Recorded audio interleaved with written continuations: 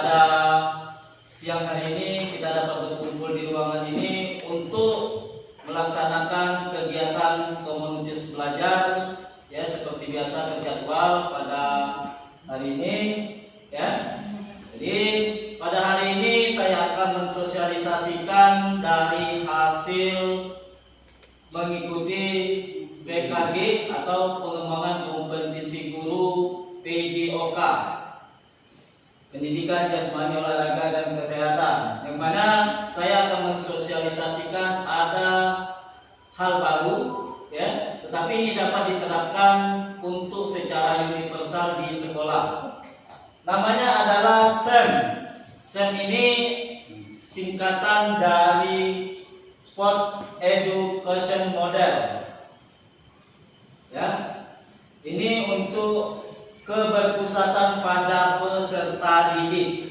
Jadi Bapak Ibu, melalui program ini diharapkan kelak untuk mengembangkan kemampuan siswa dalam berolahraga, mencakup aspek fisik, aspek mental dan sosial. Ini masih di bawah naungan Balai Guru Penggerak. Jadi kurang lebih kami sudah mengikuti kegiatan ini kurang lebih secara daring dan luring itu selama kurang lebih 3 bulan. Jadi terima kasih, pada kesempatan itu banyak sekali ilmu yang didapat dan memang betul-betul hal-hal yang luar biasa. Jadi terutama untuk mengubah paradigma para rekan-rekan bahwasanya guru PJOK itu berbeda dengan guru olahraga. Jadi dia lebih kompleks dan juga tetap menjurus pada pendidikan. Dia bukan untuk prestasi. Jadi ada beberapa miskonsepsi bahwasanya guru olahraga itu harus berprestasi. Tentu tidak. Kalau dengan paradigma baru bahwasanya guru olahraga itu membuat anak itu bergerak aktif dan tahu apa yang dia lakukan. Meningkat dalam mengintegrasikan olahraga ke dalam kurikulum secara efektif. Program SEM ini hadir sebagai solusi sebagai menjawab tantangan dan memastikan siswa memperoleh manfaat optimal dari aktivitas olahraga. Jadi Bapak Ibu, dengan adanya SEM ini diharapkan kelak semua peserta didik terakomodir. Terakomodir dalam artian apa? Yang tidak hobi gerak nanti akan diakomodir dia menjadi misalnya pengamat atau menjadi komentator. Yang bisa misalnya bermain silakan bermain. Yang bisa di penjurian dia akan ditunjukkan penjurian. Jadi dengan kata lain di sini untuk melibatkan aktif keseluruhan siswa. Nah, tujuan program ini pertama meningkatkan partisipasi aktif siswa. Jadi sudah saya sebutkan dari awal tadi bahwasanya partisipasi aktif siswa ini mendorong siswa agar terlibat secara aktif dalam kegiatan olahraga dan menjadikannya bagian integral dari kehidupan mereka. Jadi mau tidak mau, karena kita ini adalah makhluk sosial dan mempunyai aktivitas akan selalu bergerak terus, maka kita akan mengintegrasikan dari kehidupan kita. Apalagi sekarang budaya hidup sehat itu harus ditekankan dengan cara berolahraga teratur. Yang kedua, mengembangkan keterampilan secara holistik. Nah, mengembangkan keterampilan secara holistik ini membantu siswa mengembangkan keterampilan fisik, mental, sosial melalui pendekatan pembelajaran yang komprehensif. Jadi secara menyeluruh. Yang ketiga, ya ini tadi setelah saya singgung, menanamkan gaya hidup sehat. Membiasakan siswa untuk menerapkan pola hidup sehat dan aktif secara fisik sejak dini. Jadi ya, capaian langkah-langkah dan hasil yang diharapkan. Ya, mengapa saya menyebutkan ini? Capaian yang kita ini kan ya untuk meningkatkan partisipasi siswa dalam kegiatan olahraga dan kualitas pembelajaran pendidikan jasmani. Jadi yang dinamakan kualitas adalah pada saat seseorang itu melakukan gerakan, itu gerakannya efektif dan efisien. Ya, walaupun dia tidak pernah bergerak, tetapi ketika gerakannya itu efektif dan efisien, maka akan menghasilkan keparipurnaan daripada fungsi secara fisiologi tubuh tersebut. Langkah-langkahnya bagaimana? Langkah-langkah menerapkan kurikulum yang terintegrasi. Jadi kemarin Pak Denny telah melakukan kegiatan pendidikan inklusi. Nah, ini ada juga yang namanya pendidikan bergerak aktif, ya. Jadi melibatkan guru, melibatkan pelatih serta fasilitas yang memadai. Kita melakukan suatu program, jadi ada hasil yang ingin kita capai. Jadi hasil yang ingin kita capai adalah siswa memiliki keterampilan olahraga yang baik, menerapkan gaya hidup sehat, dan mengembangkan karakter positif. Nah, indikatornya gimana? Kita tidak bisa mengatakan tercapai atau tidak kalau tidak ada indikator. Jadi indikatornya ketercapaian program 90% siswa dapat mengikuti pembelajaran SEM dengan menggunakan penilaian otentik antar teman atau disebut peer assessment, dan asesmen proses oleh guru. Jadi sesama guru bisa juga saling menilai. Jadi ada yang namanya reflektifnya. Nah, struktur program ini, yang pertama, program SEM terdiri dari kurikulum olahraga, pelatihan guru, pelatihan kegiatan ekstrakurikuler yang terintegrasi dan diterapkan dalam kegiatan P5. Jadi Bapak Ibu, dalam kegiatan P5 ini bisa dilakukan, bisa beberapa sesi, ya. Kalau di tingkat sekolah menengah itu 15 sampai 20 sesi atau dengan sistem blok. Program adalah karena kita yang kurikulum merdeka itu kelas 7 kelas 8, maka kelas 7 dan kelas 8 di fase D. Pelaksanaan pada awal semester 2 di bulan Januari. Dibutuhkan minimal 7 fasilitator guru dalam membimbing peserta didik jika dimasukkan dalam program P5. Selanjutnya, narasumber bisa wasit, pemain profesional atau klub atau binaan, boleh orang diaspora atau rekan-rekan komunitas belajar, rekan sejawat. Nah, mitra komunitas belajar bisa saja, ya, kalau dalam segi kelompok kombel atau KBS, kelompok belajar sekolah, itu guru PJOK ini bisa misalnya membimbing program SEM tersebut. Guru TIK membimbing dalam mengolah sistem teknologi dan informasinya. Guru seni budaya membimbing dalam persiapan bazar atau promosinya. Wali kelas membantu dalam mengintegrasikan nilai-nilai sportivitas, kerjasama disiplin yang diajarkan dalam SEM ke dalam kegiatan belajar mengajar sehari-hari. Ya, jadi sebagai penyemangat atau pembimbing. Selanjutnya, guru BK memberikan dukungan emosional dan psikologi pada siswa, terutama terkait tekanan dan tantangan yang mungkin mereka hadapi dalam mengikuti program SEM. Jadi program SEM ini, Bapak Ibu, ini anak-anak dibagi beberapa menjadi kelompok, tetap seperti P5. Jadi dia melaksanakan kegiatan itu selama beberapa sesi. Kalau untuk sekolah menengah 15 sampai 20 sesi. Ya, biasanya sistem blok. Jadi nanti dia mulai dari persiapan sampai kepada perayaannya. Kalau dalam sistem SEM ini seperti mini turnamen atau dalam kelas meeting. Tetapi yang mengelola itu semuanya dari kelompok siswa tersebut. Jadi mulai dari panitianya, jurinya, wasitnya, pemainnya, serta persiapan-persiapannya. Jadi disiapkan secara menyeluruh.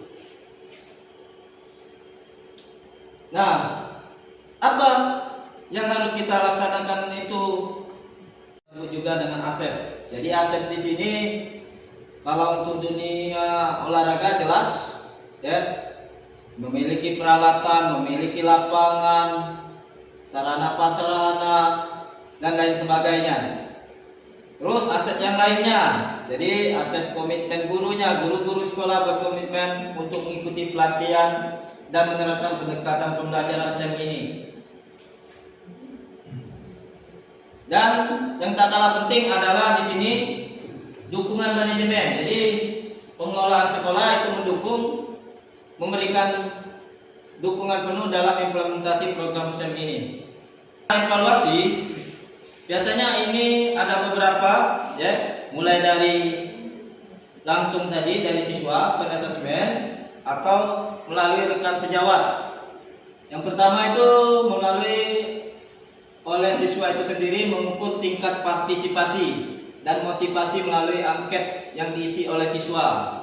Ya, boleh angket, boleh kuesioner dan lain sebagainya, berbagai macam bentuk. Evaluasi program oleh guru. Jadi memantau kemajuan siswa dan mengevaluasi efektivitas program melalui pengamatan langsung menggunakan penilaian otentik. Jadi penilaian otentik itu apa adanya dan objektif, tidak ditambahin atau tidak dikurangi. Jadi sesuai real dengan kenyataannya. Lanjut dengan evaluasi akhir.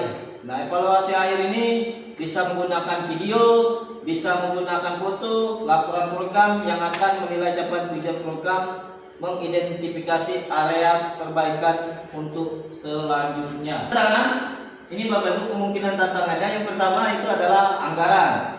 Ya, karena kegiatan ini banyak sekali ya, memakan peralatan dan lain sebagainya. Jadi mengupayakan pendanaan yang memadai untuk menyediakan fasilitas dan fasilitas olahraga yang dibutuhkan. Ya, penyesuaian waktunya. Yang ke dalam SEM kadang-kadang dalam jadwal yang sangat padat. Selanjutnya adalah resistensi, meyakinkan seluruh pemangku kepentingan untuk menerima dan mendukung program SEM. Ya, apalagi sekarang ganti menteri, terkadang ganti kebijakan, jadi berpengaruh kepada perubahan itu sendiri. Solusi, komunikasi dengan kepala sekolah, rekan-rekan MGP, diskusi dengan rekan sejawat dalam Kombel sekarang ini, mencari referensi lain dari media sosial dan lain sebagainya. Ya, Bapak Ibu, mungkin kurang lebih seperti itu. Ya, mungkin ada pertanyaan dan lain sebagainya. Masih ada yang kurang jelas, sehingga mungkin ke depan program ini akan kita laksanakan di kegiatan P5 atau bisa jadi nanti kita laksanakan untuk pembelajaran sebagaimana mestinya.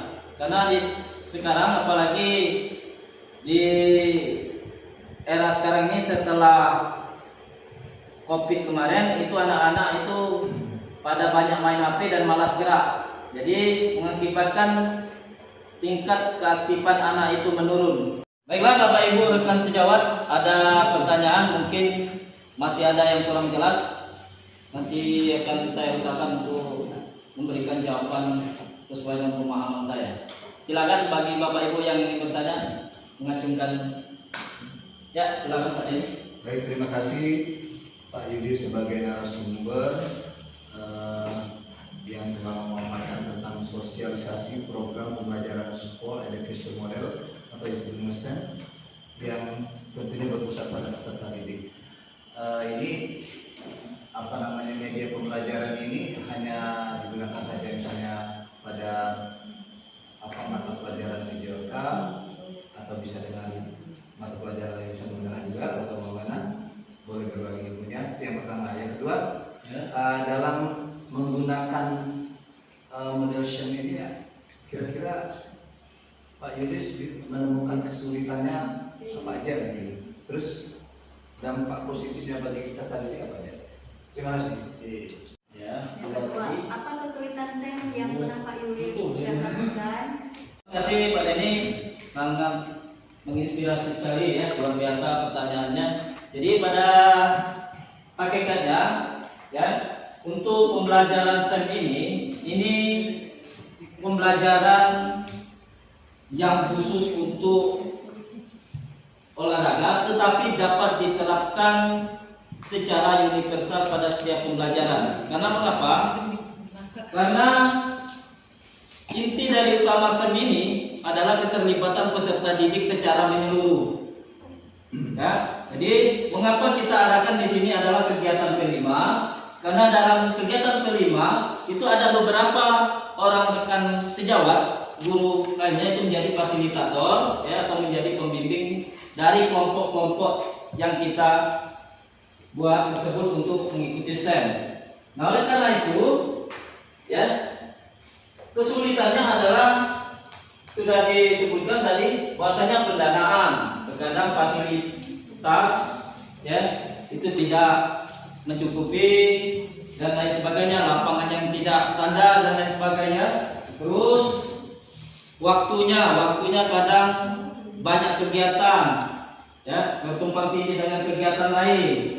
Terus banyak lagi, ya, tentang misalnya dukungan-dukungan. Karena dari beberapa itu banyak sekali aset-aset kita, aset sosial, aset fasilitas, aset sarana prasarana dan lain sebagainya. Jadi aset itu bukan hanya ini, termasuk SDM-nya. Itu merupakan aset.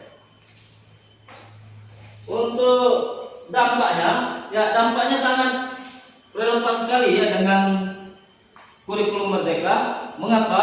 Karena di sini dituntut anak itu berinovasi, berkreativitas, tetapi sesuai dengan bimbingan guru. Jadi merdeka dari harapan ini adalah bukan dilepaskan, tetapi dibimbing anak tersebut, diarahkan bagaimana dia mengikuti kegiatan event olahraga atau turnamen olahraga, sehingga nanti kalau ada turnamen yang sebenarnya, dia kurang lebih sudah tahu mulai dari awal persiapan, perencanaan, berapa pendanaannya, apa saja yang dibutuhkan, kepanitiaannya gimana, pembentukannya, terus perwasitan gimana, peraturannya gimana, sampai kepada perayaan, ya, UPP-nya, upacara pengalungan medalinya. Nah, itu dibuat. Nanti Bapak Ibu boleh melihat video, ya, yang ada di YouTube saya. Jangan lupa like dan subscribe, ya. Insya Allah. Gimana Pak Dani? Ya, terima kasih, bagus sekali.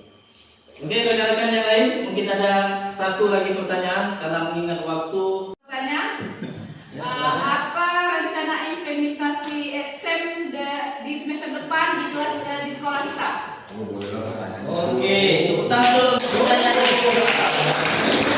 Ini merupakan bentuk implementasi kedepannya daripada sosialisasi ini. Jadi diharapkan nanti rekan-rekan itu akan menyupport, terutama Bapak Kepala Sekolah, untuk menerapkan kegiatan SEM ini dalam kegiatan P5. Jadi nanti pada saat anak-anak melakukan kegiatan ini, anak itu merasa senang dan penuh kebermaknaan, dan juga berpusat pada peserta didik tersebut. Jadi diharapkan semuanya terlibat. Jadi seperti yang tadi, misalnya guru TIK-nya untuk mengatur misalnya media-media promosinya, guru seni budaya untuk menyiapkan bazar-bazarnya, misalnya untuk persiapan turnamennya gimana. Guru PKM misalnya melatih untuk bagaimana membuat kata sambutan untuk panitia gitu, untuk anak-anaknya yang ketua panitia. Jadi banyak guru bahasa Indonesia misalnya, Guru agama pasti berdoa. iya, jadi macam-macam. Jadi diterlibatkan semua. Oke? Nah, Bapak Ibu rekan sejawat, Bapak Ibu guru yang saya banggakan, yang insya Allah dirahmati oleh Allah. Adapun kesimpulannya pada kegiatan kita pada siang ini atau menjelang sore hari ini, manfaatnya yang luas adalah program SEM ini memberikan manfaat yang luas bagi siswa, sekolah, guru, masyarakat, dan meningkatkan kesehatan, keterampilan, dan karakter serta semua warga sekolah mengenal olahraga pendidikan dan tidak terpaku hanya ke olahraga prestasi, serta bagaimana aktivitas itu menyenangkan sehingga dapat diminati oleh seluruh siswa. Itu untuk manfaat yang secara luas. Jadi intinya untuk mengaktifkan anak tersebut dengan aktivitas SEM ini. Yang kuat.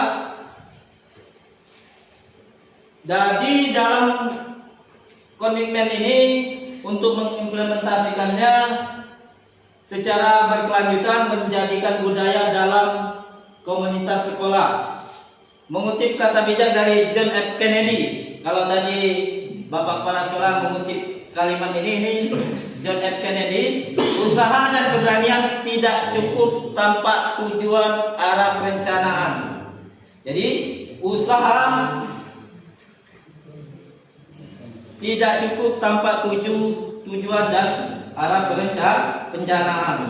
Mungkin itu saja yang bisa saya sampaikan. Lebih dan kurang saya mohon maaf. Wabillahi taufiq wal hidayah. Wassalamualaikum warahmatullahi wabarakatuh.